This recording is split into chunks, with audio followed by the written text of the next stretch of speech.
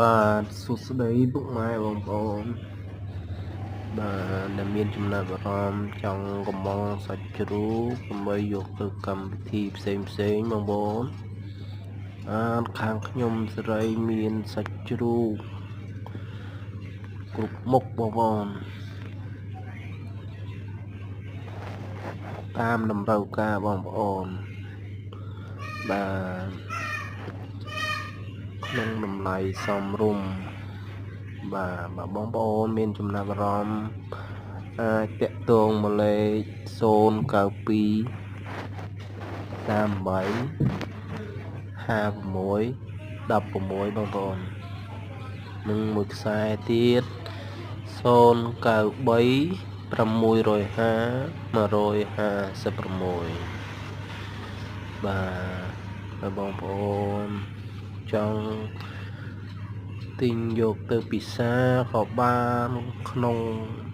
ក្រុងភ្នំពេញមានសេវាដឹកជូនដល់ទីកន្លែងបងប្អូន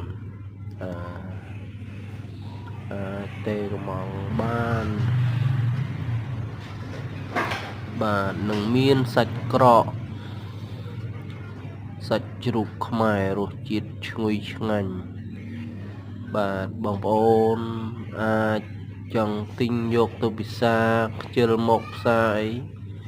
គ្រាន់តែទេបងប្អូនខ្ញុំនឹងមានសេវាជូនទៅដល់កន្លែងបងប្អូនបាទមិនថាចិត្តមិនថាឆ្ងាយបាទមានបោះដុំតម្លៃធូរបងប្អូនសាច់ក្រករសជាតិឈ្ងុយឆ្ងាញ់បាទនឹងមានសាច់បាយបងប្អូនសាច់យកទៅលក់បាយស្រូបតម្លៃទុនបងប្អូនចង់បានសាច់ជាប់ខ្លាញ់ក៏បាន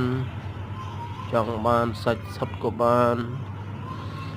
ចង់បាននងកក៏បានចង់បាន3ជាន់ក៏បានបងប្អូនតាមតម្រូវការបងប្អូនបាទតម្លៃធានាទុននឹងមានសេវាយកទៅដល់កន្លែងបងប្អូនមិនថាចិត្តមិនថាឆ្ងាយបងប្អូន25ខេត្តក្រុងបងប្អូនមានតម្រូវការសាច់បាយស្រូបឆ្អឹងគុយទាវបាទគ្រឿងក្នុងខាងខ្ញុំមានទាំងអស់បងប្អូនបាទអរគុណច្រើនបងប្អូនជម្រាបលាបាយ